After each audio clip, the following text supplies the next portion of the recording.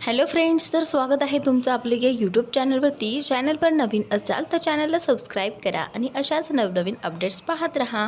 चला तर मग आपण आपल्या स्टोरीला सुरुवात करूयात. अद्वैतने क्लासरूममध्ये आल्यावर त्याच्या डेस्कवर ठेवलेलं ते एन्व्हलप पाहिलं. त्याने ओपन केलं तर आत एक सुकलेलं गुलाबाचं पिवळ्या रंगाचं फूल होतं आणि सोबत एका कागदावर एक नोट होती. त्यावर लिहिलं होतं, खऱ्या फुलांचा आधार घेताना माणसाच्या भावना आणि शब्दही खरे असावेत. त्याने ती नोट वाचली. कुणी लिहिलं असेल हे आणि याचा अर्थ काय? काही क्षण त्याला काहीच कळलं नाही. त्याने आजूबाजूला पाहिलं तर समोर मिताली अथर्व सोबत उभी होती. हे घे, या 2 चॅप्टरच्या नोट्स आहेत. यापुढे लागल्या तर मला डायरेक्ट माग. कुणाकडून खोटं बोलून घेण्याऐवजी देईल मी. आणि त्यापेक्षाही तू स्वतः नीट वर्गात लक्ष देऊन आणि पुस्तक वाचून स्वतःच्या नोट्स काढायला शिकतास ना, तर त्याचा जास्त फायदा होईल तुला, ती अथर्वला म्हणाली. तिचं बोलणं अद्वैतने ऐकलं. म्हणजे हिला कळलं? तेव्हाच अशी नोट लिहून ठेवलेली हिने. त्याच्या डोक्यात प्रकाश पडला. त्याने मितालीकडे पाहिलं, पण तिने मात्र त्याच्याकडे पाहणं कटाक्षाने टाळलं. आणखी कोणी असतं तर कदाचित तिने दुर्लक्ष केलं असतं, पण त्याच्यावर काहीही हक्क नसताना, त्याच्याशी काहीही संबंध नसताना खूप जवळच्या हक्काच्या माणसाने दुखवावं एवढं वाईट वाटत होतं तिला. आणि तिच्याशी असं खोटं बोललेलं त्याच्याही मनाला टोचलं. याआधी तो असा कधी कोणाशी वागला नसेल, म्हणून असेल कदाचित. त्याने शक्य तेवढं तिच्याकडे दुर्लक्ष करण्याचा प्रयत्न केला. जणू काही त्याला काही फरकच पडत नव्हता. जरा वेळाने अथर्व त्याच्या शेजारी येऊन बसला. सॉरी ब्रो, इथून पुढे तुझी मदत नको मितालीच्या नोट्ससाठी. ती देईल मला डायरेक्टली. इनफॅक्ट ती हेल्पसुद्धा करणार आहे मला, तो अद्वैतला म्हणत होता. त्याचनंतर याच्यावर एवढी वाईट वेळ आली की आता त्या काकूबाईची मदत घेणार आहे हा. रीना त्याची मस्करी करत होती. रीना, फालतू बडबड नको करूस. मितालीच नाव आहे तिचं. हे असं चिडवणं बंद कर. अथर्व जरा रागातच म्हणाला. बघितलं सानी, एकदा नोट्स काय दिला याला, हा डायरेक्ट तिच्या साईडचा झाला. रीना म्हणते. साईडचा वगैरे काही नाही, पण उगाचच कशाला कुणाला चिडवायचं. अथर्व, हे शहाणपण तुला आता सुचतंय? आणि एवढंच होतं तर मला कशाला नसते उद्योग करायला लावलेत? फुकट विलन केलंस मला तिच्या नजरेत. अद्वैतही चिडलाच होता. आधीच तिचं इग्नोर करणं त्याला त्रास देत होतं. सोड रे. आणि तुला कुठे काय फरक पडतो? ती तुला व्हिलन समजेल नाही तरी शक्ती कपूर इथे बऱ्याच जणींसाठी हिरो आहेस तू, अथर्व रीनाकडे पाहत म्हणाला. त्यावर ती उगाचच लाजली. अद्वैत मात्र रागातच तिथून निघून गेला. त्या वानर सेनेच्या माकडाशी काय बोलत होतीस तू? कावेरीने मितालीला अथर्वशी बोलताना पाहिलं होतं. काही नाही ग, त्याला नोट्स हव्या होत्या म्हणून. मग उगाचच खोटा आधार घेण्याऐवजी डायरेक्ट मला मागून घेतल्या असत्या तर दिल्या असत्या, मी एवढंच म्हणाले त्याला.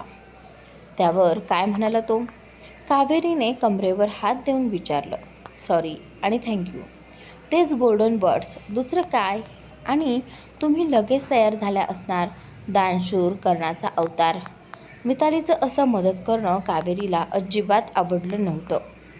कावेरी, सोड ना. आपल्या मदतीने कुणाचं भलं होणार असेल तर काय वाईट आहे, असं आता ती म्हणते. तू ना अशक्य आहेस मिताली. घडलेल्या प्रकारानंतर मितालीने अद्वैत हे नाव डोक्यातून काढून टाकायचं ठरवलं. आधी त्याच्याशी नजरानजर झाली तर आनंद व्हायचा तिला, पण आता मात्र चुकूनही त्याच्या नजरेला नजर जाणार नाही याची ती पूर्ण काळजी घ्यायची. तिचं हे वागणं लक्षात आलेलंही. अद्वैतच्याही तिचं हे वागणं लक्षात आलेलं. त्यानेही दुर्लक्ष करायचा प्रयत्न केला, पण तिचं असं त्याला सरळ इग्नोर करणं छळायचं त्याला. त्याने एकदा दोनदा बोलायचा प्रयत्न केला तिच्याशी, ती वर्गात एकटी असताना, पण तिने साफ टाळलं होतं. मग मात्र त्यालाही राग आला. एवढा का भाव खात आहे ही? आहे तर काकूबाई, पण स्वतःच्या हुशारीचा एवढा गर्व की समोरच्याला बोलून पण द्यायचं नाही. जाऊ दे, मी का विचार करतोय? मला ही गरज नाही. त्याने स्वतःला समजावलं.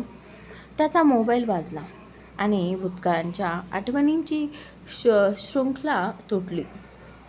अथर्वचा फोन होता. अथर्व, नितेश आणि अद्वैत तिघांना सगळं काही माहीत होतं. त्यांची आयुष्य एकमेकांसाठी म्हणजे ओपन बुक होती. मितालीच्या अपघातानंतर नितेशने अथर्वला फोन करून सगळं सांगितलं. नितेशचा मितालीवरचा राग पाहता अद्वैत नितेशजवळ मन मोकळं करणार नाही हे त्याला माहीत होतं. म्हणून त्याने मुद्दामच अथर्वला त्याला फोन करायला सांगितला. हॅलो अथर्व. वा अन्या, पहिल्याच रिंगमध्ये फोन उचललास. नशीबच म्हणायचं माझं. अथर्व समोरून म्हणाला. प्लीज अथर्व, मी मस्करीच्या मूडमध्ये नाही अजिबात. अद्वैत, ते तू कधी असतोस? सदैव आपला शांत आणि सिरियस. कंटाळा नाही येत का रे तुला? तुझ्या या कंटाळवाण्या जगातून बाहेर काढण्यासाठीच पुढच्या आठवड्यात भेटतोय आपण. बुधवारी माझा वाढदिवस आहे. आपली पार्टी विसरलास तर नाही ना? कारण नको आहे तुम्हाला, आधीच सांगून ठेवतो. अथर्वने.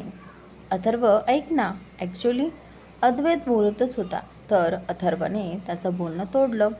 माझं बोलणं नीट ऐकलेलं दिसत नाही आहे तू. कारण नकोच म्हणालो मी पहिली अशी व्यक्ती असेल जगात जी स्वतःच्या मित्रांना एवढा मस्का मारून आग्रह करून इन्व्हाइट करतोय. प्लीज अद्वैत. अथर्व जरा काकुळतीला येऊन म्हणाला. त्याचं ते नाटक अद्वैतला चांगलंच माहिती होतं. ठीक आहे, भेटूया. एवढा मेलोड्रामा नको करू, अद्वैत म्हणतो. ठीक आहे, मग नेहमीच्या जागी नेहमीच्या वेळेत. अथर्वला अद्वैतकडून मितालीविषयी विचारायचं होतं, पण भेटल्यावरच बोलावं म्हणून तो गप्प बसला. रात्री जेवण झाल्यावर अद्वैत रूममध्ये जाणार. तोच त्याच्या वडिलांनी त्याला थांबवलं होतं. अद्वैत, जरा वेळ थांब, बोलायचं आहे तुझ्याशी. बस इथे. सकाळचा वाद आठवून साधनाने डोळ्यांनी त्यांना विनवणी केली तर आजोबांनी त्यांना डोळ्यांनीच दम भरला. मला कामाविषयी बोलायचं आहे. दोघांचीही एक्सप्रेशन पाहून ते म्हणाले. अद्वैत, मी मागच्या काही दिवसांमध्ये एका महत्त्वाच्या प्रोजेक्टवर काम करत होतो. जॉईंट व्हेंचर आहे. बराच मोठा पसारा आहे. आपल्या इथे मुंबईच्या देसाई ब्रँचसोबत कोलॅबरेशन करायचं आहे एका जर्मनीच्या कंपनीला. त्यांचं ते रिप्रेझेंटेटिव्ह इथे आहेत सध्या मुंबईमध्ये. मला वाटतं या प्रोजेक्टमध्ये तू इन्व्हॉल्व व्हावं. तुझा एक्सपिरियन्स इथे कामात पडेल. त्यामुळे शक्य तेवढ्या लवकर त्याच्यासोबत मीटिंग करून समोरचं सगळंच ठरवून घे. अद्वैतने जुजबी चौकशी करून हो म्हटलं. हे घे त्याचं कार्ड. अद्वैतने कार्ड घ्यायला हात पुढे केला आणि त्यावरचं नाव वाचून त्याचा हात तसाच थांबवला. कार्डवर नाव होतं, thank you for saving life of my life. त्या बुकेसोबत आलेल्या मेसेजचे शब्द तिच्या कानात घुमले. जे व्हिजिटिंग कार्ड पाहून मितालीने विचार केला. अद्वैत देसाई म्हणजे हाच असेल ना तो का? खरंच मितालीने फक्त एवढ्यासाठीच विचारांचा तोच पाढा परत सुरू झाला होता मनात. अद्वैत, धर हे कार्ड. नेक्स्ट वीकमध्ये तुझा वेळ पाहून मीटिंग फिक्स त्यांच्या सोबत. मी चौकशी केलेली. मागची 4 वर्ष काम करतोय हा जर्मनीच्या कंपनीसोबत. खूप हुशार माणूस आहे. त्यांची व्यवस्था स्वतःची इन्व्हेस्टमेंट आहे या कंपनीमध्ये. त्यांचा वडिलोपार्जितही बराच बिझनेस आहे. तुझ्याच वयाचा किंवा तुझ्यापेक्षा 1-2 वर्षांनी मोठा असेल हा. मी तुला या प्रोजेक्टमध्ये इन्व्हॉल्व करतोय. तुमच्या विचारामध्ये जास्त फरक नसेल. एकच जनरेशनचे आहात तुम्ही म्हणून माधव बोलत होते, पण त्यातला एकही शब्द अद्वैतच्या कानापर्यंत पोहोचत नव्हता. अद्वैत ऐकतोय ना? त्याच्या चेहऱ्याचा उडालेला रंग पाहून माधव म्हणाले. ठीक आहे, मी बघतो कसं करायचं ते. एवढं बोलून तो रूममध्ये निघून गेला. त्याचा तो अस्वस्थ चेहरा साधनांनी पाहिला आणि अप्पांनीही. त्या दोघीही त्याच्या मागे त्याच्या रूममध्ये गेल्या. अद्वैत, त्यांनी आवाज दिला. काही काम होतं का? तो मागे वळत म्हणाला. का रे, कामाशिवाय येऊ शकत नाही मी इथे. साधना हातातली तेलाची बाटी टेबलवर ठेवत म्हणाल्या. तसं नाही ग, मी सहजच विचारलं. स्वतःला नॉर्मल करत तो आईच्या शेजारी येऊन बसला. इथे नाही, असा समोर खाली बस. बऱ्याच दिवसात तुझ्या केसांना तेलाने मालिश नाही केली मी. आज लवकर आला तर करून देते. तेल कोमट करून आणलेलं आहे, त्या प्रेमाने म्हणाल्या. वडिलांचं एक ठीक होतं, पण आईचं आणि आजोबांचं मन नाही मोडलं जायचं. त्याने तो समोर येऊन बसला. साधनांनी तेल घेऊन हळूहळू त्यांच्या केसांना मालिश द्यायला सुरुवात केली. विचारांच्या ओझ्याखाली मन थकलेलंच होतं. आईचा मायेचा स्पर्श होताच त्यालाही बरं वाटलं. तो डोळे बंद करून शांत बसला. अद्वैत, काही प्रॉब्लेम? स्ट्रेस आहे का रे कामाचा? सरळ विचारलं असतं तर तो काही नाही, फक्त एवढंच उत्तर देणार होता. हे त्यांना माहीत होतं. नाही, विशेष काही नाही, ते डोळे बंद करूनच म्हणाला. टाळणार नसशील तर एक विचारू का? त्या दिवशी ती व विस्कीची बॉटल. बोलता बोलता त्या थांबल्या. आईने पाहिलं असणार हे त्याला कळलं होतं. मग आईला देण्यासाठी उत्तरांची जुळवाजुळव सुरू होती. आणि त्या दिवशीच तू उशिरासुद्धा आलेला. तू आप्पांना प्रॉमिस केलेलं विसरलास तर नाही ना? साधना अद्वैतला म्हणाल्या. मितालीच्या आठवणी तिने केलेली प्रतारणा आपल्या मुलाला छळते आणि कदाचित त्याचा त्रासाचा अतिरेक होऊन तर त्याने कुठल्याही आईच्या मनात विचार येणं अगदी स्वाभाविक होतं. आई प्लीज. तर अप्पांना नको सांगूच. त्या दिवशी जरा मूड ऑफ होता माझा, म्हणून तो साधनांना म्हणाला. नाही सांगणार मी, पण नक्की आणखी दुसरं कुठलं कारण नाही ना? साधना, नाही ग आई, त्रास देणारी कारणं ठेवलीच नाही मी आता आयुष्यात. कधी कधी मितालीविषयी रागही उफाळून यायचा मनात. आता कदाचित तिच्याविषयी माहिती झाल्यावर तोच राग बोलत होता. अद्वैत, केतकी. साधनांनी हळूच विषय काढला. केतकी या सब्जेक्टवर गाडी येणार हेही त्याला आधीच माहीत होतं. त्याने काहीच रिॲक्शन दिली नाही. पण साधना आज ठरून त्याच्याशी बोलायला आली होती. तुझं मन कळतंय मला, पण असं किती दिवस चालणार? आयुष्यात मनात असो किंवा नसो, प्रत्येकाला समोर जावंच लागतं. आणि तुझं तर पूर्ण आयुष्य पडलं आहे तुझ्यासमोर. तुझा स्वभाव आहेच तसा. एखाद्याला जीव लावला तर नाही विसरता येत, पण समोरच्याची कुवत पात्रता असायला हवी ना त्याच्यासाठीही. ती मुलगी निघून तिच्या वाटेने संसारही थाटला असेल तिने. मग तू अजूनही तिथेच की उभा आहेस? तिथेच का उभा आहेस? हे बघ अद्वैत, आपलं आयुष्य फक्त आपलंच नसतं, आपल्यासोबत आपली माणसंही जोडलेली गेलेली असते. तर सगळ्या बऱ्या वाईट गोष्टींचा फरक पडतोय त्यांना. मी तुझे बाबा, आप्पा, सगळ्यांनाच तुझी काळजी वाटते. तुझ्या आनंदात सुखात आमचं सुख आहे. तेव्हा प्लीज एकदा मोकळ्या मनाने भेट. त्यानंतर केतकीला भेट असं ते सांगतात. खूप चांगली मुलगी आहे ती, जरा वेळ दे तिला समजून घ्यायला. त्याचा काही रिस्पॉन्स नाही येणार हे पाहून त्या म्हणाल्या. ऐकतोय ना मी काय म्हणते ते? तसं तो मागे फिरला आणि आईच्या मांडीवर डोकं ठेवलं. अद्वैत खरंच सिरियसली विचार करत माझ्या बोलण्याचा. त्याच्या केसांमधून हात फिरवत म्हणाला. ठीक आहे, मी भेटेल तिला आणि तू नको काळजी करू, मी अगदी व्यवस्थित आहे.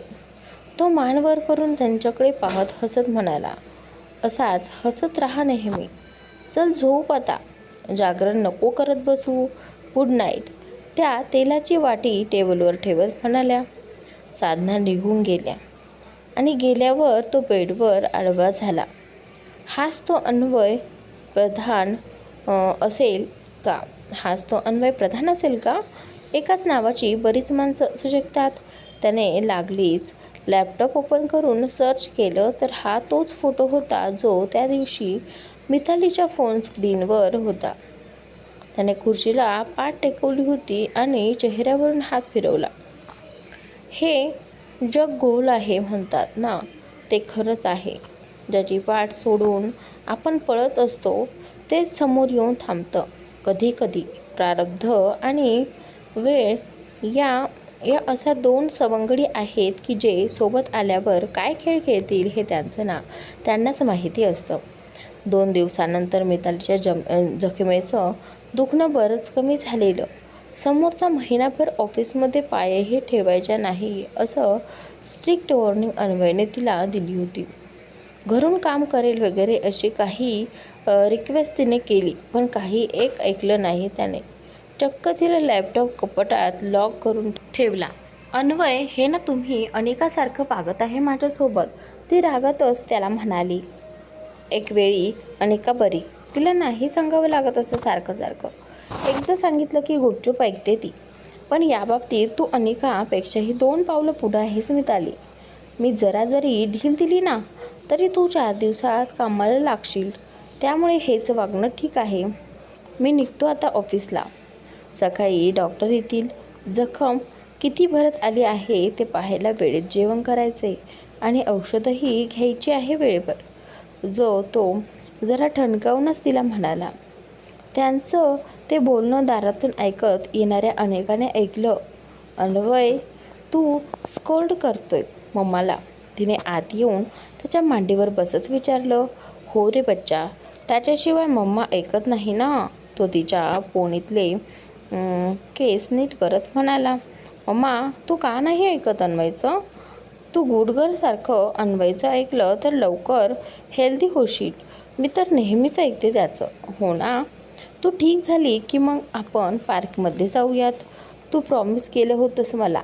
अनिका आणखीनच अन्वयला बिलगत म्हणाली. ऐकलंस ना, किती महत्त्वाचं काम पेंडिंग आहे ते.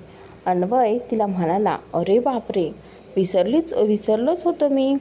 यासाठी तर लवकरच बरे व्हावे लागेल मला. मिताली ही तिच्यासारख्याच निरागस सुरात म्हणाली. चला ये इकडे आता, ऑफिसला जायचं आहे ना अन्वयला. मिताली हात पसरत अनिकाला म्हणाली. त्यावर अन्वयने अनिकासमोर आपला गाल केला. तसं तिने तिचे छोटे छोटे हात त्याच्या गळ्यात टाकून त्याच्या गालावर किस केला. Bye bye. त्याच्याकडे वरून उतरत ती मितालीकडे पळाली. बाय, वेळेत लंच करा. मिताली जाताना त्याला हसून म्हणाली. अद्वैत बाळा, दूध नाही का प्यायचं आज? सुधा मावशी आत येत म्हणाल्या. मितालीने तिला समजावून दूध प्यायला पाठवलं.